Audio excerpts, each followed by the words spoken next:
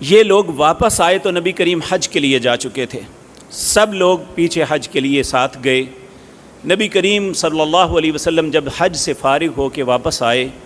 اس وقت آپ کو ان ساری باتوں کا علم ہوا کہ حضرت علی رضی اللہ تعالیٰ عنہ کے ساتھ کچھ لوگ اس بات پہ اختلاف کر رہے ہیں۔ تو نبی کریم نے اس وقت یہ بات کہی تھی، یہ جس حدیث کو غلط رنگ دے کے پیش کیا جاتا ہے نا کہ نبی کریم نے کہا تھا کہ میرے بعد خلیفہ حضرت علی ہوں گے، ایسی بات نہیں ہے۔ جبکہ حضرت علی رضی اللہ تعالیٰ عنہ سے حضرت عباس نے کہا تھا نبی کریم کی بیماری کے دنوں میں